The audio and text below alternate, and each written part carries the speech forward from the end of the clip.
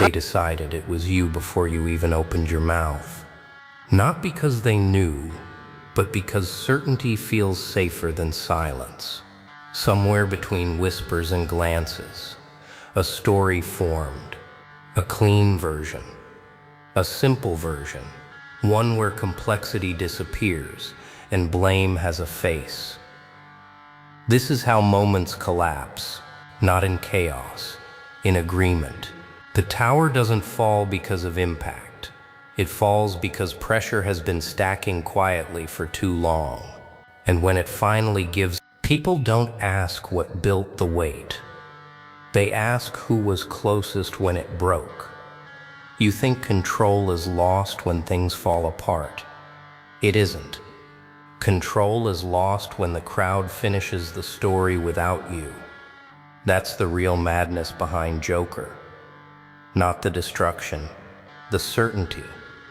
A group under pressure doesn't search for truth. It searches for relief. Reality is complicated. It asks for patience, nuance, responsibility. A villain is easier. A villain absorbs tensions. A villain gives shape to fear. When many people feel unsettled at once, they don't negotiate with uncertainty, they outsource it. So someone is chosen, not always consciously, often it's subtle. A person who speaks differently, moves differently, hesitates when others perform confidence. It doesn't require evidence. It requires contrast. Once that contrast exists, the story begins to write itself. Every action becomes symbolic. Every silence becomes suspicious. Even attempts at clarity feel strategic. This is the quiet mechanism beneath collective behavior. The crowd stabilizes itself by isolating instability into a single body. And once that happens, something strange occurs. Moral certainty replaces investigation. People stop asking what actually happened. They start asking how quickly they can agree. Judgment becomes a ritual, a shared performance of cleanliness. By pointing outward together, they feel purified inside. The complexity of the situation dissolves into something manageable. One side feels right, the other becomes wrong. The system closes. It isn't about justice. It's about synchronization. You can see it in how language changes, words sharpen, nuance disappears, the story compresses. There's no room for contradiction anymore, because contradiction threatens unity. The crowd doesn't want accuracy. It wants alignment. And alignment feels like safety. Once you're selected, everything you do becomes confirmation. If you defend yourself, you're manipulative. If you stay quiet, you're hiding. If you show emotion, you're unstable. If you stay calm, you're calculating. There is no neutral move left. This is the psychological trap. The narrative no longer responds to your behavior. Your behavior is now interpreted through the narrative. Cause and effect reverse. Meaning arrives before evidence. Your identity becomes a projection screen for everyone else's unresolved tension. What's happening beneath this isn't cruelty, it's fear organized into structure. Groups are fragile. They survive by simplifying. They turn ambiguity into certainty and complexity into character.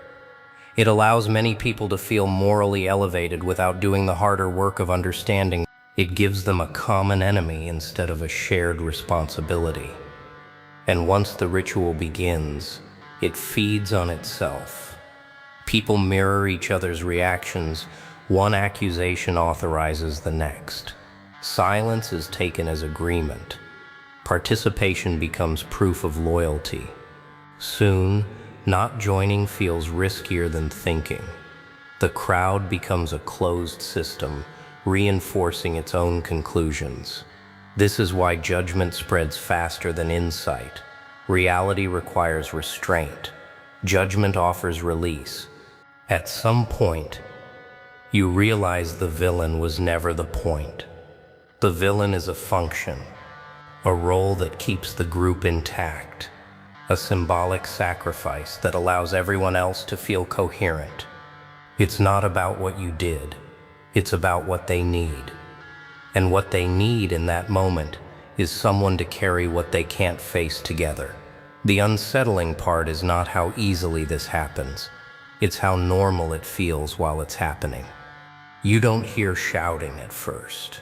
You hear agreement. You don't see rage. You see consensus. The crowd doesn't feel dangerous to itself. It feels unified, clean, certain. That's what makes it powerful. That's what makes it quiet. Understanding this doesn't make you superior. It makes you aware. Aware that judgment often has less to do with truth than with emotional economy.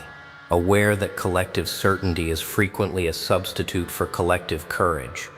Aware that being right together can feel more important than being honest alone. And once you see that, something shifts. You stop taking mass outrage at face value. You recognize how quickly stories harden. You notice when complexity is being traded for comfort, not with bitterness, with clarity. Because beneath every public villain is a private need. Beneath every moral crusade is a group trying to stabilize itself. And beneath all of it is the same quiet truth. Most people don't want reality, they want relief. And when relief arrives in the form of someone else's isolation, it feels justified, it feels necessary, it feels clean, until it's your turn. And then you understand why silence matters, why observation matters, why stepping back from the ritual is its own form of strength. The crowd moves on eventually. It always does. But what lingers is what you learned while it passed through. A deeper stillness, a sharper awareness, and the quiet knowledge that clarity is rare because it asks you to stand without a side, and that for most people is harder than judgment ever will be. There is a moment most people miss. It happens right after accusation, right before defense, a narrow silence, where something inside you decides whether it will perform or remain still. That space is rarely honored. We are trained to fill it with explanations, with emotion, with noise, but that pause carries weight. It reveals who owns the room. Calm does not announce itself. It enters quietly and changes the temperature.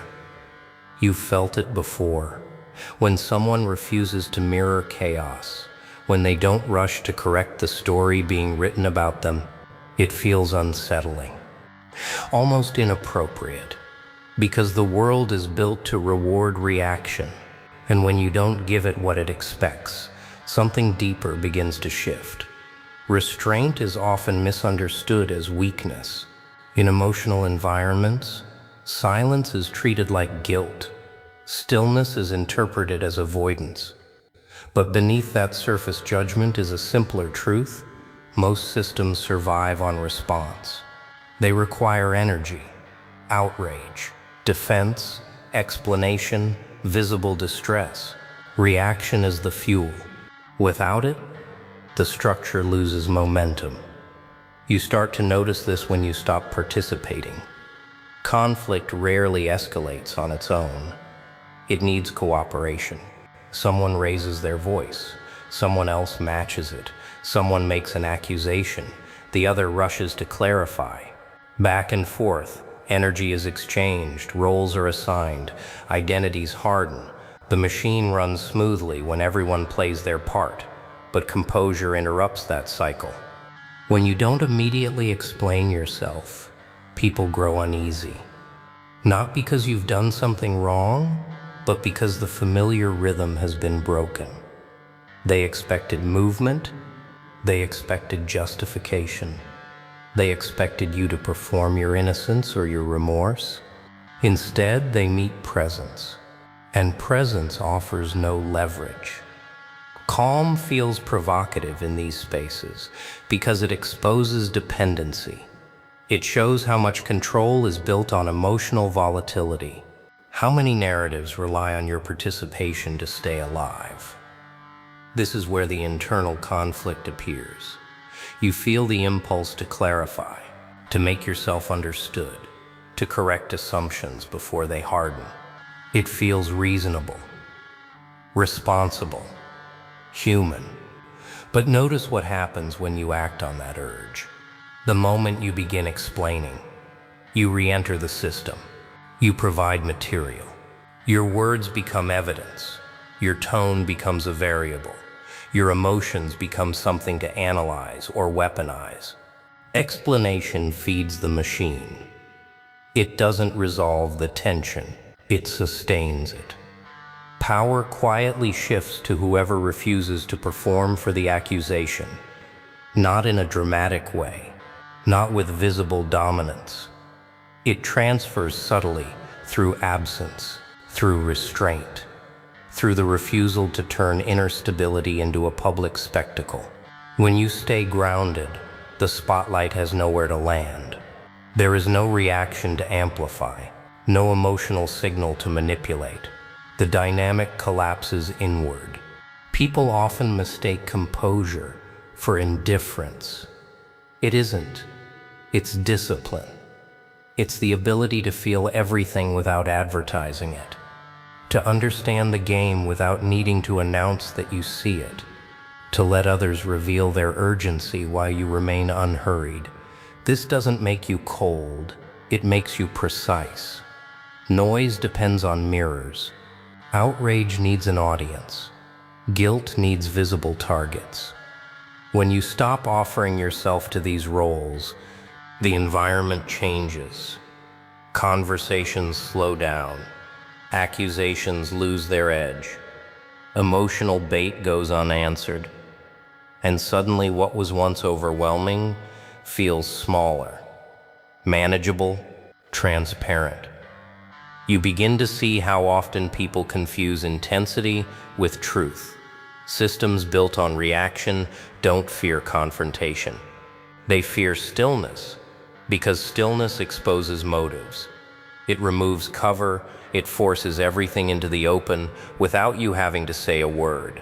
When you don't rush to defend your identity, others are left holding their assumptions alone. That's uncomfortable for them. Composure doesn't argue. It observes. It doesn't compete for narrative control. It lets reality speak for itself over time. And time, when paired with consistency, becomes a quiet form of authority. There is a strange freedom that arrives here. You stop needing to be understood immediately. You stop chasing resolution through performance. You allow misunderstandings to exist without scrambling to erase them. Not because you don't care, but because you've learned that your inner alignment matters more than external validation. This is not passivity. It is containment. A person who can hold their center under pressure becomes difficult to manipulate, not because they resist harder, but because they no longer provide friction. There is nothing to push against, and eventually the system moves on.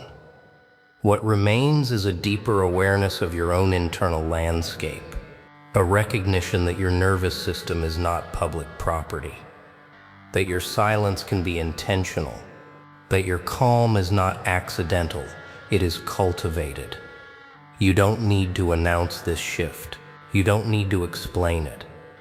It settles quietly inside you. And from there, everything becomes clearer. You think collapse arrives loudly. You imagine chaos, raised voices, sudden decisions, dramatic exits. But real collapse doesn't announce itself. It accumulates quietly. It hides inside routines. It waits in the spaces between what you feel and what you admit. Most people don't fall apart in a single moment. They arrive there after months, sometimes years, of small internal compromises, unspoken resentment, fatigue dressed up as strength, Boundaries eroded so slowly they feel natural. By the time the breaking point appears, the outcome is already shaped. The moment only reveals what has been forming in silence. And the unsettling part isn't that it happened, it's realizing how long it was preparing while you were busy surviving. Collapse is rarely madness, it's math. Pressure plus time minus honesty. People like to ask who caused it, who pushed too far, who said the wrong thing, who made the mistake. But that question is comfortable because it simplifies reality. It gives the mind a villain. It offers a clean story. The truth is quieter. Collapse is the result of ignored signals stacking on top of each other. Every time something felt wrong and you stayed. Every time exhaustion was reframed as discipline. Every time your nervous system asked for space and your identity demanded endurance.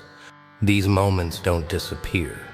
They store themselves in the body, in behavior, in tone, in how you start withdrawing without noticing. Nothing explodes out of nowhere, it condenses. Long before the tower falls, the foundation begins to shift. Long before someone breaks, they start adapting to conditions that were never meant to be permanent. They normalize stress. They intellectualize pain. They become functional instead of honest, and slowly, imperceptibly, their internal structure changes, not dramatically, gradually. This is how people lose clarity without realizing it. This is how emotional debt compounds. You can see it in the way conversations become shorter, in how laughter sounds forced, in how silence grows heavier, in how small irritations feel disproportionate. These are not random moods. These are system warnings. The body and mind always communicate first through subtlety. But subtlety is easy to ignore when you're busy being capable. So the signals get dismissed, not because people are careless, but because they are trained to endure, and endurance, when unexamined, becomes self-erasure. The psychological shift happens when you stop looking for the breaking moment and start studying the build-up. When you realize that collapse is not a failure of character, but a failure of listening. It's what happens when internal pressure has nowhere left to go. Most people don't betray themselves all at once. They do it in fragments. They postpone rest. They override intuition. They explain away discomfort. They tolerate dynamics that slowly drain them. Each choice feels small. Each compromise feels temporary. But patterns don't care about intentions. Patterns only care about repetition, and repetition writes outcomes. That's why the final moment always feels shocking. Not because it's sudden, but because awareness arrives late. By the time everything surfaces, the structure has already been weakened from the inside. This is where perspective changes. You stop asking who caused it. You start seeing what made it unavoidable. You begin to notice how identity plays a role, how people attach their worth to productivity, loyalty, or resilience, how control becomes a substitute for safety, how silence feels easier than confrontation, how being strong becomes a way to avoid being truthful. Collapse doesn't happen to the reckless. It happens to the disciplined who never learned to pause. It happens to the ones who carried too much for too long without recalibrating. And the mind eventually collects its debt. What looks like an emotional explosion is often just a delayed response. A system finally refusing to absorb more strain. A boundary that was never spoken, suddenly enforced through breakdown. This is why events don't betray you. Patterns do. They reveal themselves at the end, but they are written at the beginning. Once you understand this, something inside you becomes quieter. You stop dramatizing outcomes and start respecting trajectories. You recognize that every reaction has a history, every breakdown a blueprint, and you see that awareness isn't about preventing collapse through control, it's about noticing accumulation before it hardens into inevitability. Not everything that breaks was fragile. Some things were simply carrying more than they were designed to hold. And when they finally let go, it isn't chaos. It's gravity, finishing a long, silent calculation.